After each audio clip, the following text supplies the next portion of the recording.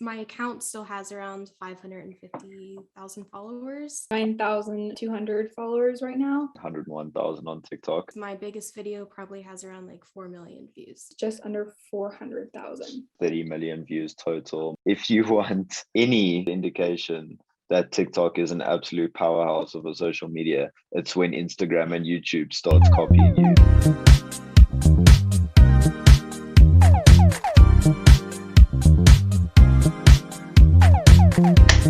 What's up, guys? Welcome back to the almost weekly show with Sugatan. I'm Callum. I'm part of the marketing team at Sugatan. The goal of this show is to create some crazy good value for you, the audience, and also just to have a nice chat and show a window into the culture here at Sugatan. So today we have Holly. Holly is a video ads director. We have Lauren. Lauren is a UGC coordinator and content creator. We have myself, and then we have Chris. Chris is the CEO of Sugatan, and we're throwing a little twist on the show today because it's not going to be me facilitating the conversation today. It's going to be Chris. So Chris, why don't you kick us off? Well, yeah, thanks, Callum. So I wanted to actually round together our TikTokers inside Sugatan to just have a conversation because you guys are personally have experimented with TikTok on your own. And I just want to just pick you guys' brain about mainly what are some of the things that you have a high confidence is working in terms of methodology or approach, little insights that you see as a pattern over and over again, and then how that can actually transfer into e-commerce founders really leveraging and utilizing TikTok in that sense. But first, let's go over stats, because there are the dabblers of TikTok, and then there are the TikTokers. So, maybe you guys can just share some of your stats. Let's start with you. Who wants to go first? I'll go first. Yay! So I actually don't post on TikTok anymore, but my account still has around 550,000 followers, and my biggest video probably has around like 4 million views. Round of applause, because that's amazing. Okay, and then we have Lauren. Yeah, I have about 900 or 9,200 followers right now. And my biggest video has, I think it's just under 400,000.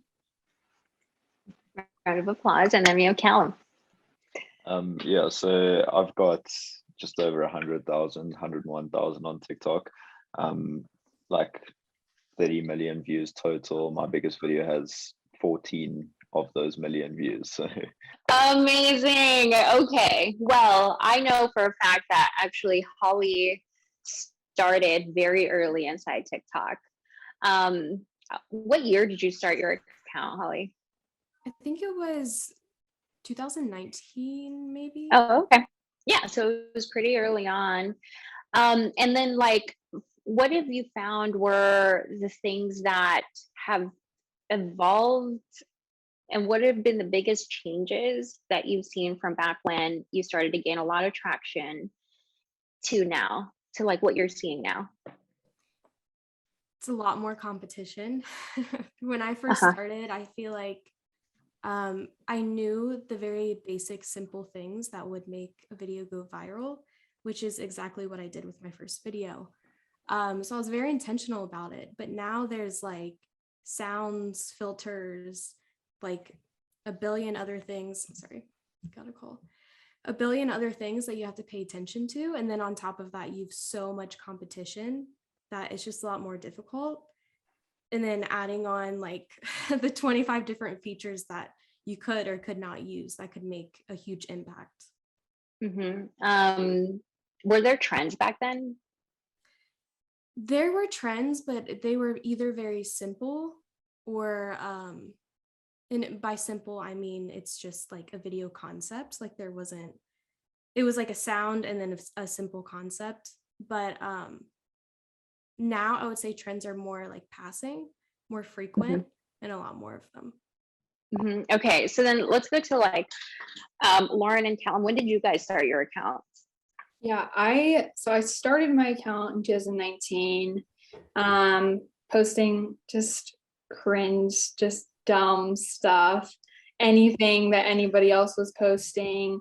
And I feel like TikTok back then was very curated. Like, it was just always showing like the best parts, or like you had to like really make sure your TikTok setup was like perfect or whatever.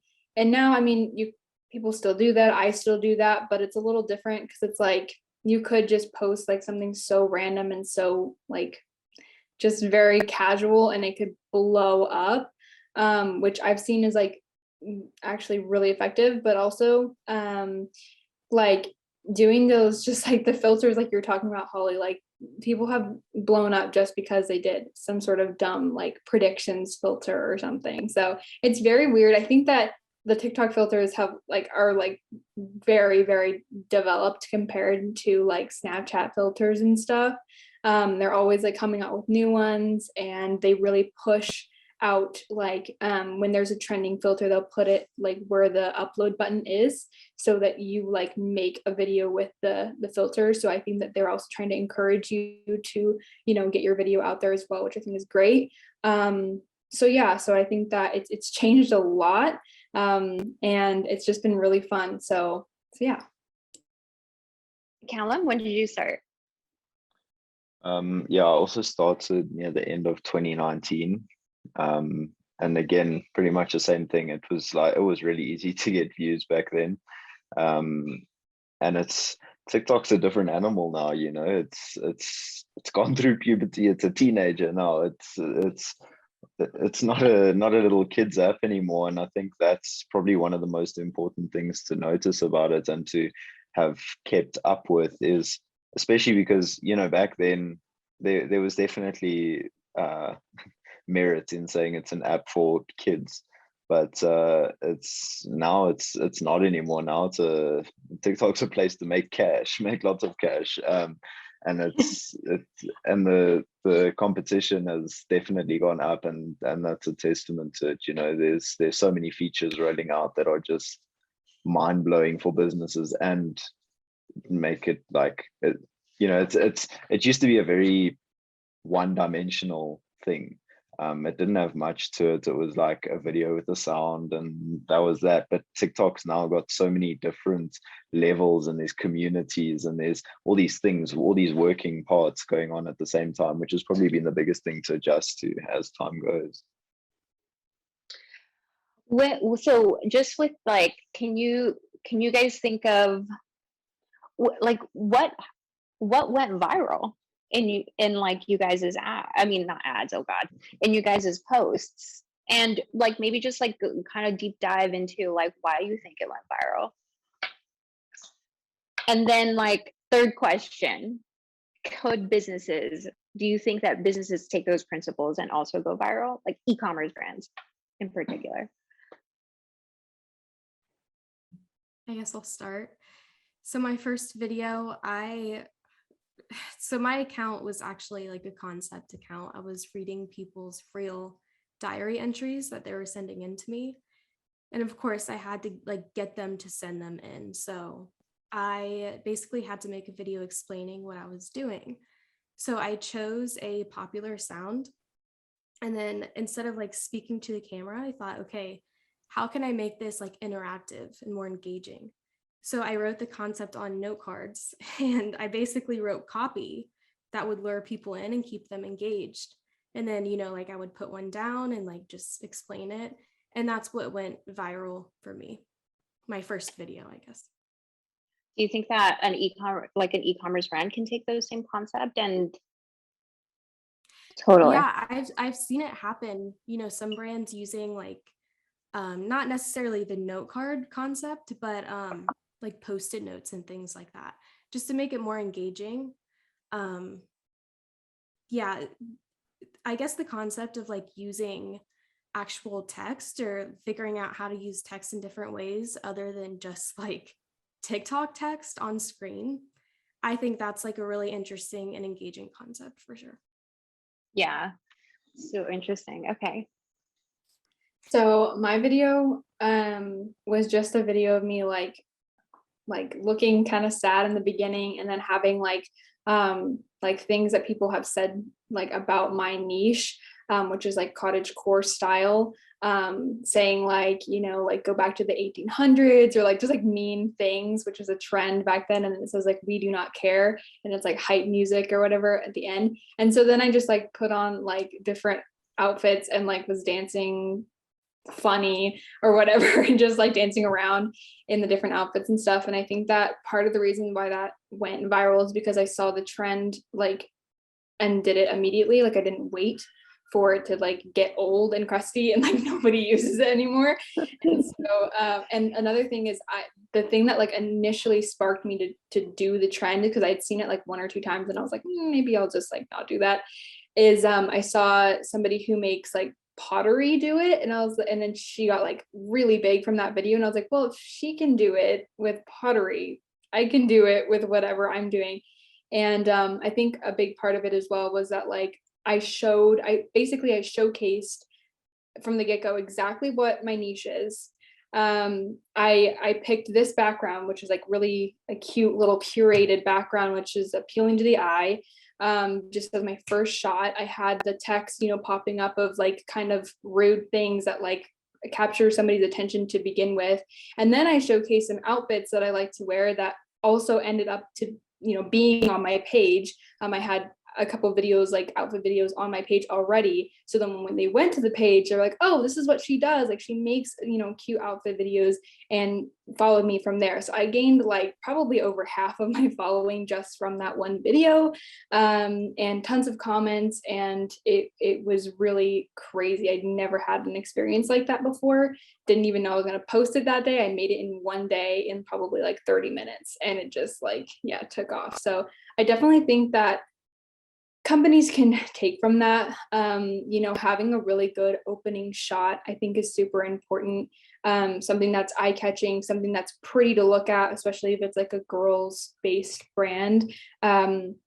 And then like immediately showcasing like what are the things, like just make it so clear, like what exactly are you doing, you know, what exactly are you selling, and showing some examples if you have like different styles or different colors, you know, showing little clips of that, and using a trending sound. I think that those are all things that could really help. So I kind of went the relatable post kind of direction. So pretty much all of my videos that I've done well have been really relatable, so people watch it and send it to their friends or whatever. And yeah, I think especially if you, as a business, if you create relatable content that speaks to the problem that your product is solving, then yeah, it's definitely an easy way of getting a lot of traction. And there's like two main ways of going about it, which is really high quality, like actual product videos talking about your product consistently. Or there's like, you know, which people also really eat up, like the Wendy's, Ryanair, Slim Jim way of doing things, which is like just being like another person. You know, you might be a company, but you follow trends, and like Ryanair does a little face filter where they put their eyes and their mouth on an airplane, and that's every single one of their videos, and they consistently go viral with every single one of their videos. Wendy's roasts the living hell out of their followers all day long. You know, it's like it's so there's various ways of going about it, but yeah, for sure, it's a really easy way of engaging with your audience. And with like from zero to hero, pretty much, you can have no followers and post a video and get a freaking 10 million views on it straight away. So it's definitely usable for e-commerce. And that opportunity is still there though, right? Even though, like what you guys said, it's a lot more competitive. I remember when Facebook ads was at its golden age, which was in 2018, 2017, everybody was like, don't open up a Facebook ads agency. There's so many out there. It's so competitive, Chris, you know, and at some point, if you allow some of that mindset, if I allowed some of that mindset, then I don't think we would have I don't think we would have, like, Sugatan would exist as it is today, because it was true. You know, there were a ton of Facebook ad agencies out there at the time. And so because I actually lived through that, like, bias, right, where I still tried it and there was still so much opportunity, even though I hear that TikTok is getting harder and harder. And you said, Callum, that it's now like a teenager. I still think it's like a fetus, you know, like, because of, I still think that there's so much that it's going to evolve. I do think that TikTok will have a shelf life of just as long as Facebook's shelf life. I think that the demographic is obviously going to like evolve the way that Facebook's demo evolved in terms of like the users, because Facebook was first college students and then it evolved to now like older, I would say, women, you know. And I get shocked whenever one of my best friends, she's 24, I think 25, and she posts on Facebook all the time. I'm like, you're creepy. If it wasn't for like our private Facebook group, I wouldn't really be on Facebook, you know. So I feel like TikTok is going to for sure evolve like all social media platforms, but I still think that in terms of like the opportunities that exist within TikTok, it's like endless. Like that train spotting guy who got signed on to being the face of Gucci. You know, like I see him literally everywhere. You know, I see him on my TikTok, and then I see him on Facebook feed, and then now I'm seeing him on Reddit too, because he's all like the news about him being the face of Gucci is on Reddit. And like to me, it's kind of like the same thing when Facebook came on the scene, or no, sorry, social media first came on the scene. It's like the same. What I'm seeing in terms of the power of TikTok was like when MySpace first came on the market, which I don't know if you guys know about MySpace. You guys know about Lauren's like, nope. Holly's like, kinda. Well, back in like early 2000, no joke, like MySpace was around. It was the first social media platform. And then you can like create your own page through HTML. I'm not joking. Like you created like sparkly stars by putting like HTML code in your MySpace page. And there was this like popular person that came up on every single MySpace page that you ever visited. Her name was Tila Tequila. And you literally would meet somebody, they shared their MySpace page to you. You'd go to their MySpace page and you'd see Tila Tequila, who had and at that time there wasn't followers, it was friends. And you'd see that Tila Tequila had like 200,000 friends. Then you'd see her again, then she had 500,000 friends, and then like 1 million friends. And then next thing I know, she's on MTV. And I'm like, how the hell did she like make it from MySpace page to now MTV? Because she became the most popular through social media. And MySpace, which social media wasn't even a term back then. And I was like, holy shit, like this is like very powerful, because then she had her own MTV show all of a sudden. And I was like, this is a new generation of media. And what I'm seeing in TikTok in terms of like, it first goes on trend on TikTok and goes viral, and then it goes viral again on Facebook. No joke. It's not even from that user anymore. It's like, you know, some kind of new like BuzzFeed-esque copycat that posts it again, and then it goes viral again. Like I've never seen a Facebook post go viral somewhere else. You know what I'm saying? Like it's like that is holy shit status. Like it is just on a different level, guys. And I wake up and I walk to work and I'm fucking like singing TikTok trend songs in my head. It's like the impact on human, like the lasting impact of like TikTok in our lives is immense. And I want to like express that, like that is how I see it, because back then when I saw Tila Tequila from MySpace to MTV, I was like, holy shit, this is gonna be fucking massive. And that's what I'm seeing on TikTok right now. It's like massive, guys. So I still think TikTok is like fetusing, you know, it's like you guys were early. You guys were there in 2019. We tried TikTok in 2019, but back then we were doing the, you know, like that effect on Instagram where you're doing the, I forget what it's called, but it's going like this, like, what is it called? A boomerang. A boomerang, yes, thank you.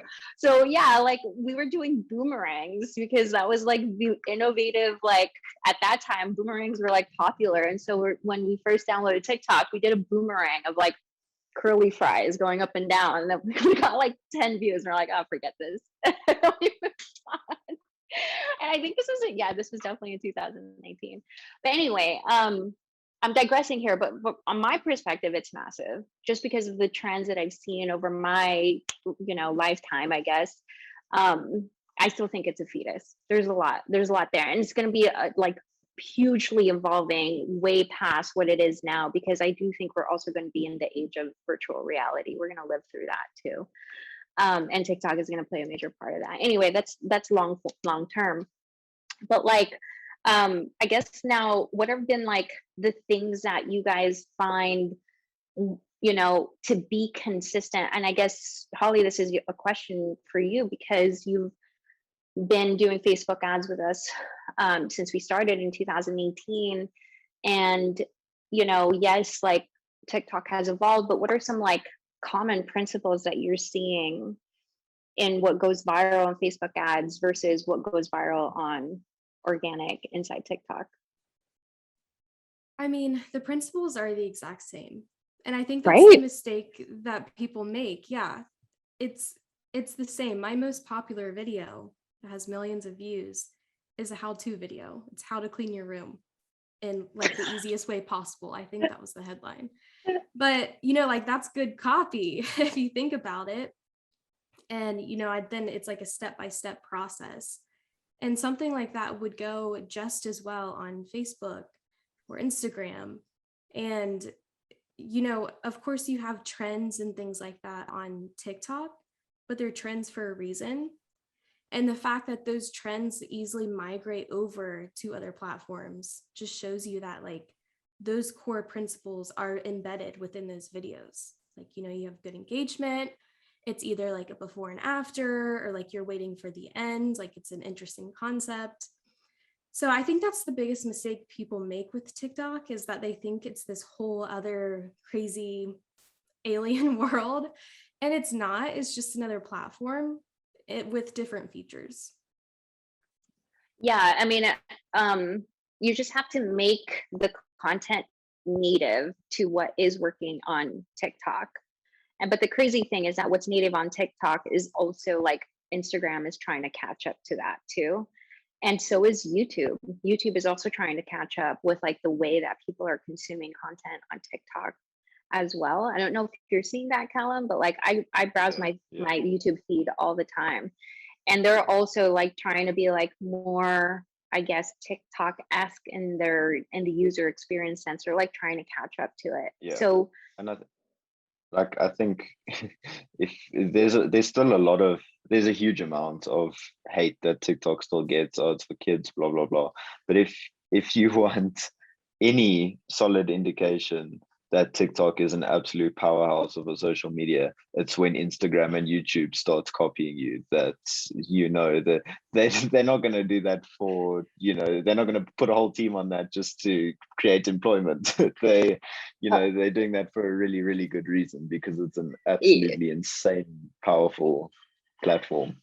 Yeah, because it's literally speaking to the very most basic human mechanisms of like serotonin boost, dopamine. It's just scrolling, boom boom boom, video after video. That is like the most powerful thing. That's habits, straight up. That's like, so it's insane. It's a 15-second video.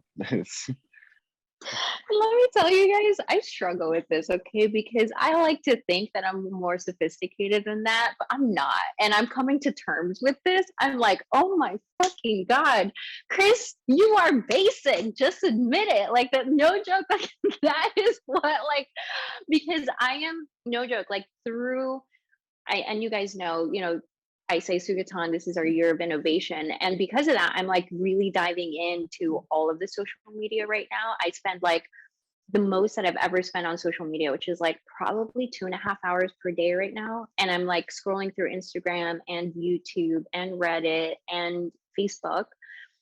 And I think that a lot of people, there's like social media makes people more anxious, but it actually makes me more happy, to be honest with you. Like, puts me in a really good mood, and maybe I'm just like an exception on that, but like I love to be entertained on these social media platforms, no joke. Like I actually really love it, and then I remember why I'm in what I'm doing right now, because it is such a, I don't know, they're just powerful channels. And I think that the democratization, I guess you could say, where it's like anybody could, if you just put in the effort. But like, now let's go into effort. How much effort does it actually take, guys?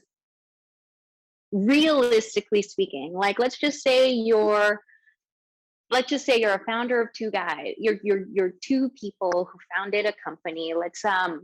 I'm gonna relate it to somebody that we're thinking of working with, which is compostable dinnerware, right?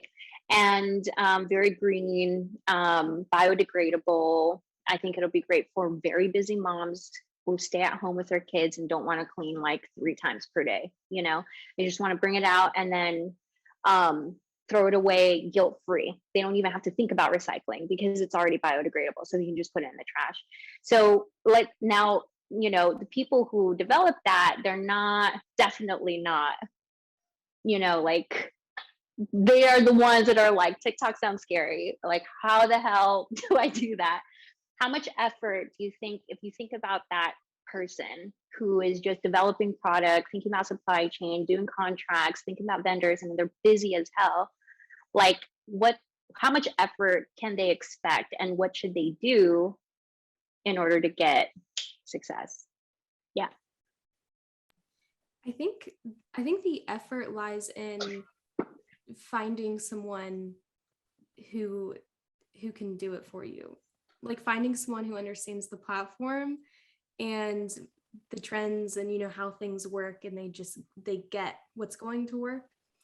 Because I see founders try to do it themselves, and they tried to kind of like follow like a rule book or a checklist, and at that point things just become too, I guess, like rigid. And that's not what TikTok is. It's like this constant flowing entity. Like, you can't just follow a checklist. You have to understand the audience and the platform itself. So I think that's where the effort lies. And then beyond that, I think it's just staying consistent. Definitely not expecting instant results. I think that's like the biggest misconception with TikTok right now. And I don't think it's impossible or hard to find success in TikTok right now. I think just a couple of years ago, it was extremely easy. And that was like the abnormal thing. Like, it's not abnormal for it to be like a little bit difficult to like find success. So yeah, I would say like consistency and just finding that person. How many videos do you think they should probably aim to doing realistically? Every trend that they absolutely possibly can. That's why you need someone who, that is what they do. They're TikTok person, and you can't like sit around and go, oh yeah, next week we'll make that trend, because TikTok is just flowing. It's like, so you literally have to, like, as soon as you see a trend, you have to, that's the other thing I used to do with my videos is I would take a trend and apply it to my niche. Like, you can twist a trend to a certain extent. You can make it suit you, make it suit your business, whatever. And you need someone who's going to be looking at those things and just smashing videos out as soon as they jump on it, every single video that comes. There's no time to waste. I definitely agree with what you guys say. However, I think it's really important to have like content pillars. So doing, like sitting down and making sure that you have videos that are following trends, and you're asking about time. So, a lot, like an hour to scroll, and then like maybe 30 minutes to collect the ideas and really flesh them out and like you're saying, Callum, like twist them into your niche. But then also I think it's really important that we take time off of social media, close your eyes, and like get creative and like think for yourself, because I'm like doing this just now. Like I had been doing this thing where I felt like I needed to just scroll and scroll and scroll and do trend after trend after trend after trend, which is good. However, I was like doing too many videos that were like, follow me because I do cottagecore content, but like never really posting the cottagecore content because I'm just always doing the trends, which is like not helping anybody and definitely not really providing for my audience. So like I stepped back and I was like, what in my niche, like, do I wish people were making that are in my niche? And also like there's some sort of gap that needs to be filled, and like how can I be creating something new and different? And I don't know, I think that it's really important to just think for yourself and take time to be like, you know, can I use a trending song in the background but still do something that's a little bit, you know, like could provide for my audience. So I think it is good to do trends, I really do, because that's literally what launched my whole thing. But I think it's also really important that you like take a step back for businesses and like think about like how can I do a video that's like the 3 top reasons your health depends on you eating off of like biodegradable, you know, things, or like something that's very eye-catching, you know, like thumb stopping. You know, like if you care about your health, you need to hear this, and then like go into everything, and have a trending sound in the background because people like familiarity. But yeah, I think it's important to do the trends, but also really just take time to be creative and think for yourself. And I also believe in like not overworking yourself. I think that quality over quantity is much better. Like I took I want to say like 2 or 3 week hiatus from TikTok. When I came back, like I thought nobody was gonna like watch my videos anymore, but I just picked right back up. Nothing happened, and I was all worried for nothing. And you know, I think consistency is really important. And before that, I was being consistent, but like I think our mental health is also really important. And so, like, if you're feeling like I can't even, you know, like I don't know, social media is affecting it or something, like take the time to regenerate so you can come back like even stronger and make even better ads or make even better, you know, concepts, or and then hop on the trends that are current there. Like obviously don't like just take the trends from a month ago and apply them now because it's not going to work, but you know, hop on the trends that are there, and you'll just pick back up and, you know, get back into it and be consistent then. So I Oh my just want God, to say, sorry, I second that so much because I feel like a lot of people fall into the trap of doing trends for their products, but you know, stepping back and looking at the trends, the trends don't sell, you know, like there's no conversion principles. If it's like a before and after trend, that's different. But at the same time, like with what Lauren was saying, I would try to do trends for my account and they just flopped every single time. And I guess it was just the nature of like what I was posting. But what ended up going viral every single time is something that I made myself. So I was using like trending features and things like that. But the concept itself came from me, and it actually had like, I guess you would say like those direct response principles. So definitely think like direct response first and then trend second. I think that's like number one. but see, that's interesting because like what you guys are speaking about is trends. And one of the things that I was thinking is like, who's creating these trends?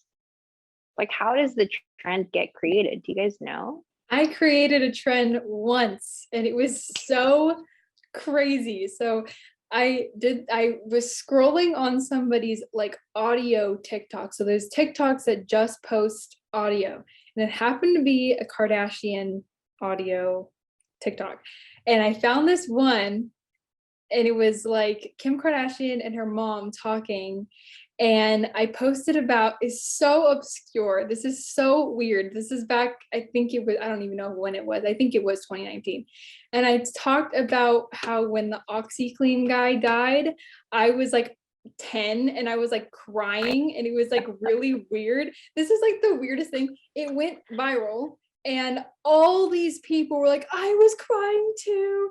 And then off of that, they used the same format that I did my video as for like all these other things, like all these other different types of, and then like I don't know how many videos, but like thousands of videos were made off of that. I don't, maybe it's hundreds of videos, but it was a lot of people making different kinds of niches, the same formatted video with the same audio. And I was like, I don't even know how to do TikTok. I don't even know what I'm doing. This is weird. This just started, and it's still on my page to this day because I just think it's hilarious. But yeah. No, that's super interesting because I do think about that. It was like, is it the people at TikTok that's creating these trends? You know, is it like, no, Holly's saying no. It's just people who are coming up with ideas. So TikTok tries to, they kind of give you a warning before for some of the trends. They like do this rising hashtag, whatever, or this, they'll push certain sounds on you, but then way more of the trends are actually just random things that people come up with. That people do come up with. It's like Yeah. creativity from people. Yeah. Okay, that's amazing. And do you guys like spend a lot of time, because Lauren, you were talking about the opening frame. Do you guys spend a lot of time thinking about that opening frame besides Lauren? So like Holly and Callum, like the thumb stopping aspect of it. Yeah, I always did. I always thought about that for a second. Just thinking like responding to a comment, I would use a face filter that like put my face, you know, right into the lens, or just doing something weird in the first second, no matter what the video was, or just having like a good line, a good headline, a good line of copy that was intriguing. Yeah, I definitely thought about that for every single video. Yeah, I focus on, I don't really do that kind. I focus mostly on the pace of the video.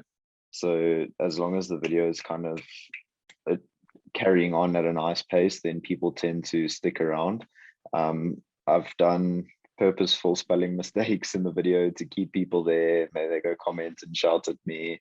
I've done all of that, and it all works. It's also, so yeah, I definitely do. Before I post a video, I make sure that the pace is nice, the flow is nice, and that it's not like a, I don't know.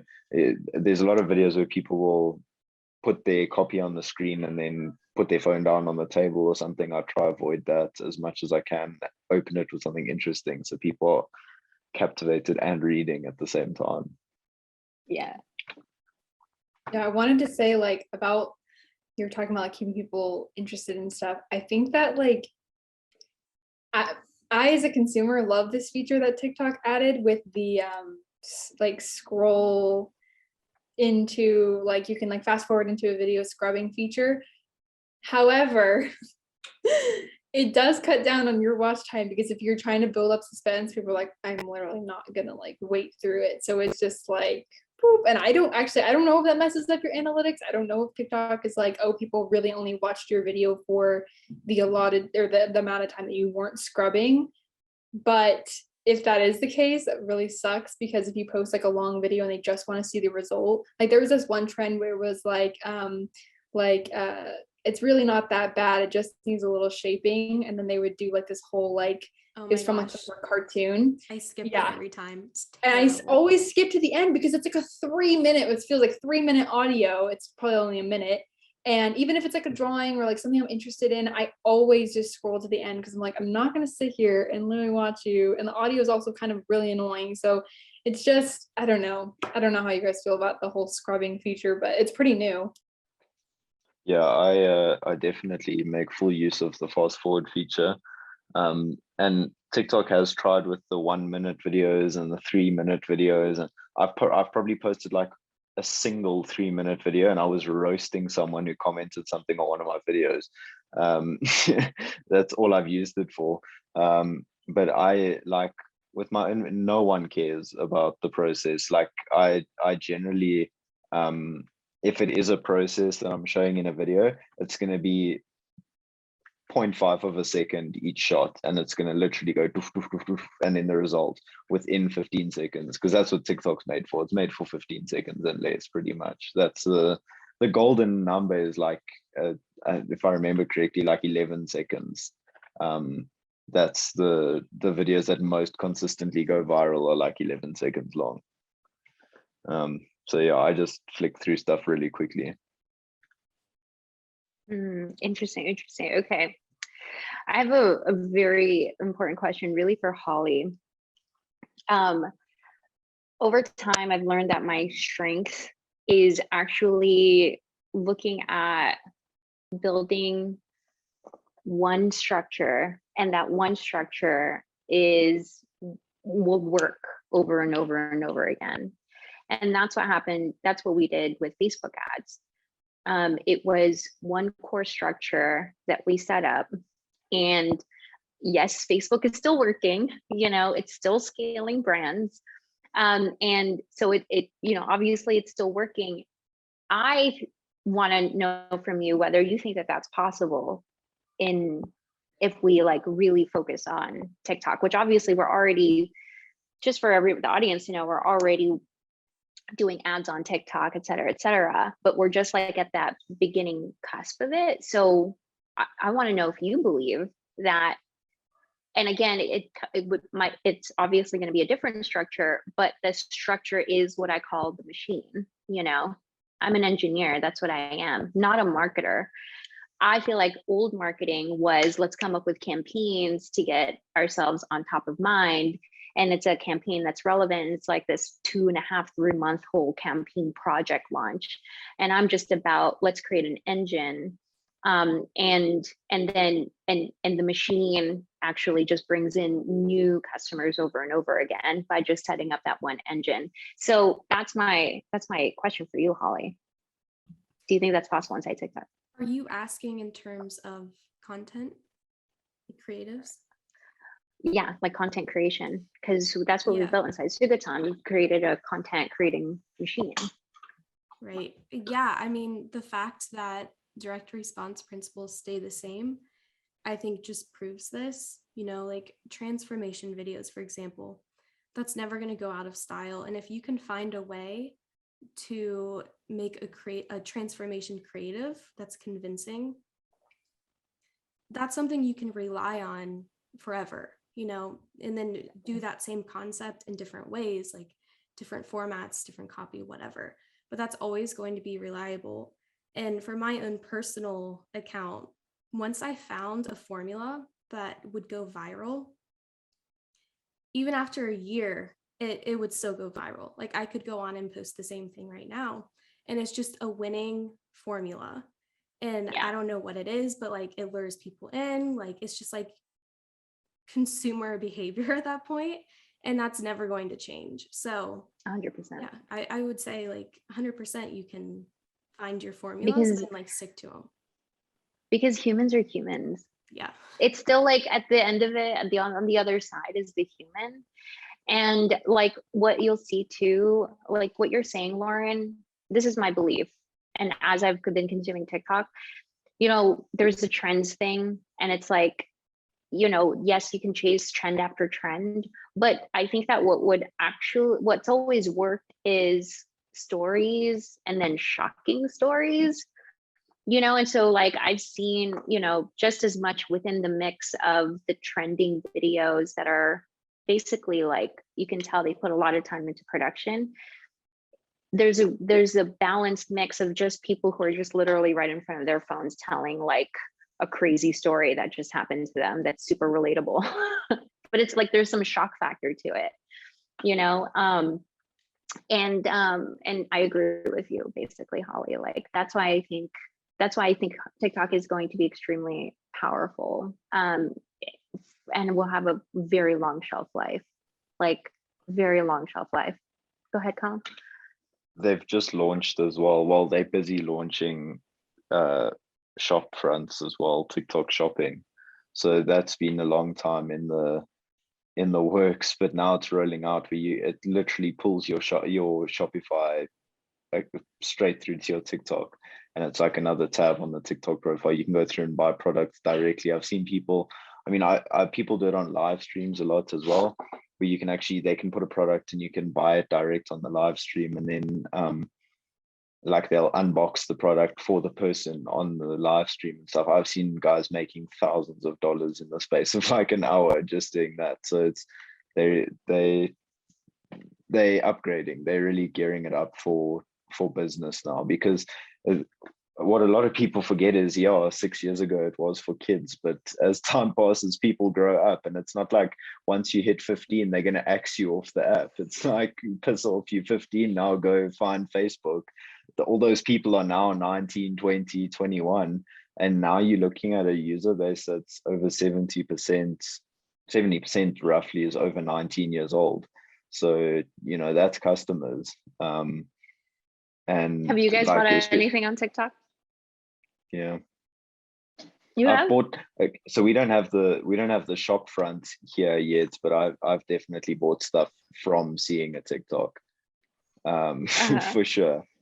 Yeah, it's definitely. But I also, so just touching on what like Holly was saying, and also I just wanted to clarify earlier, I wasn't saying the only thing you must do is follow trends. Definitely, I mean, my most viral video is something I came up with myself. It's just about like even if it's taking the sound on a trend and using the sound in a video and doing something completely different, it really works. Even like muting the sound, if you want to put your own music over, take the sound, put it on your video, mute the sound, and have your own music in the video. It just shows up on that page. But like we were saying, it's, if you peel TikTok back, it's, at the end of the day, it's people. Like they also have Instagram, they also have Facebook, they have TikTok as well. The same stuff is going to work. And I actually did chat to Sergey as well, and he's Russian, as far as I know. His TikTok was for the Russian audience, and he did the same thing. He sat there and researched. He chose a specific audience. I think that's firstly the most important thing, is knowing who your audience is. And he researched what they want, what works for them, and he posted and consistently it went viral on every video just based off the research that he did. So it's like, once you have a thing that works, it works. It's transformation videos, shopping videos, before, after, all of those things. Once you have that, and if you can strike that, like, that's probably TikTok gold, is getting these things almost, it's like a cult following almost, where like you'll post a video and people comment, do this, and then you reply to the comment with another video, and that is literally what people are growing these massive followings of. Is like, it builds this snowball effect where it's like, say I don't know, like there's guys who do the most like ridiculous things, sliding along the floor, and no one can work out how they do it, and it turns into making like 10 million followers or something on TikTok.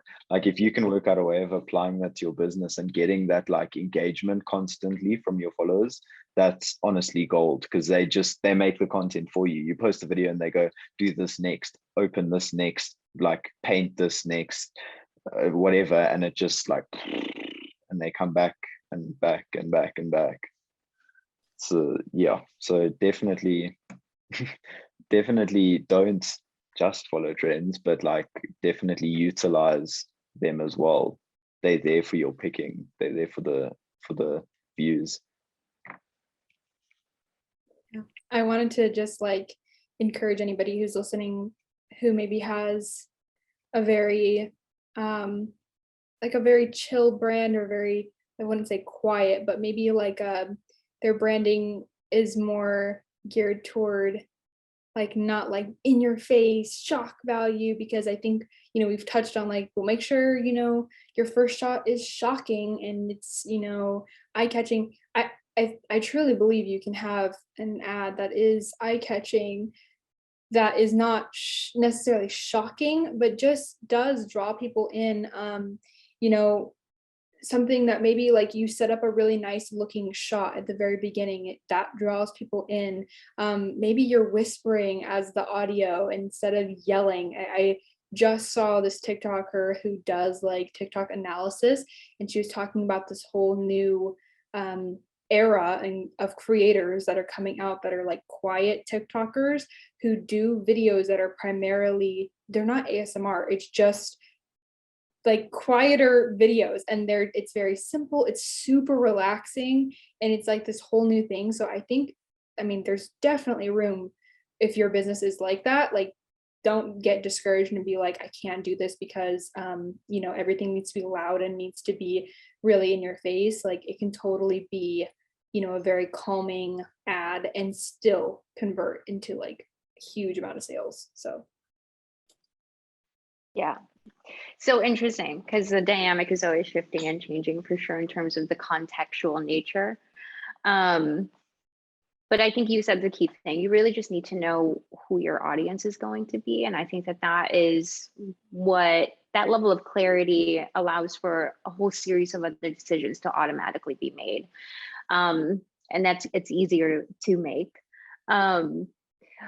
Oh my gosh, this was, I really appreciate you guys' time. This was a great conversation. I learned a lot myself just from you guys sharing your insights. You guys definitely validated a lot of my assumptions initially that I had about TikTok. My last question is, do you love it or do you hate it? It's a great question. Well, I think when I quit posting, it was like a hate relationship, because social media does make me anxious. As much as I love it and as much as I love this field and creating content, it does make me anxious. So with TikTok, it's like instant gratification on steroids, like times 100. And that's the thing that bothers me about it, I think, is like we're shortening our attention spans, and you know, I can go all into that. But at the same time, it's super fun, especially for ads. It's like a puzzle and like a game to figure out. And while I don't enjoy posting anymore, I still very much enjoy like the platform and the content and all of that. So yeah, I would say it's like a love-hate relationship, but in like the best way possible, if that makes sense. Yeah. Well, I think that part of it, and I think if you're going to create growth around social media as your main channels, sorry, the dogs are barking. You have to address.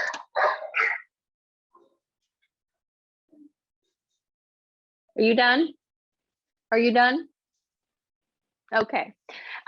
So you have to like just know, and I think a lot of brands, they kind of freak out when they get like a negative comment or there's somebody that's trolling. Like, you just have to, it's part of it. You have to accept it, you know? It is like, this is part of the game. And I think that even for myself, that's what makes me hesitate even posting online as often, even though I know I should, is that like putting yourself out there, which I think that for a lot of founders for e-commerce brands, they're totally hesitant to like put themselves in front of the camera.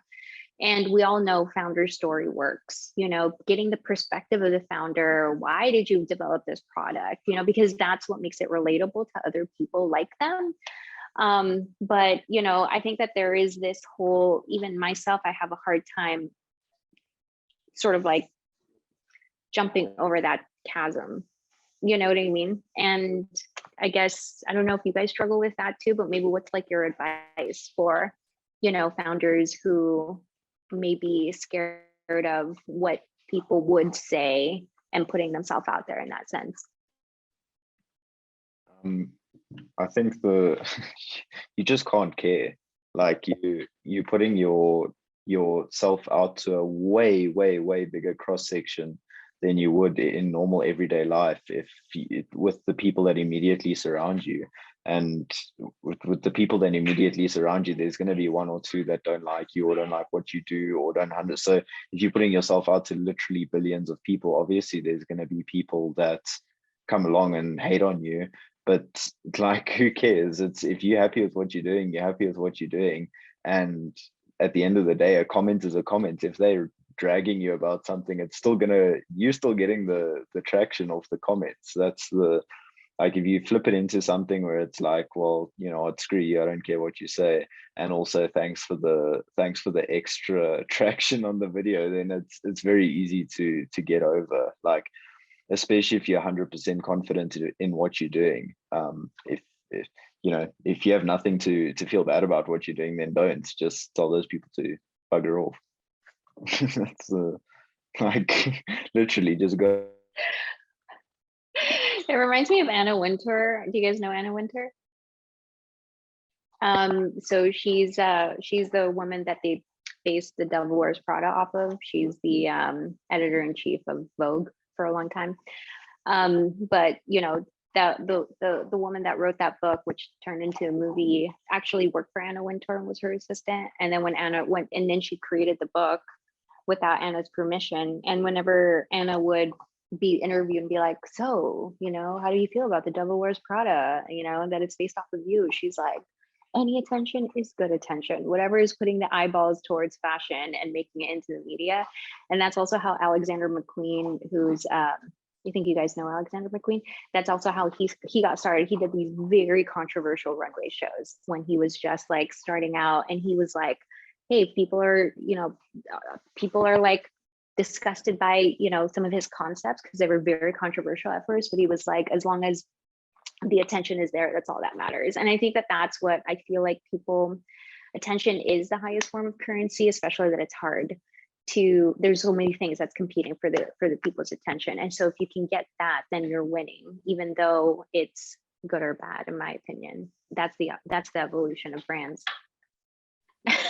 As soon as the quicker you embrace it, the more freeing it is, because it's like, yes, I mean, it's a legit strategy. I mean, half the people in the world hate the Cybertruck because it's dog ugly, but Elon Musk relished in the attention that it got. Apple took the headphone jack away, people lost their minds, but it got so much attention that's like not even funny.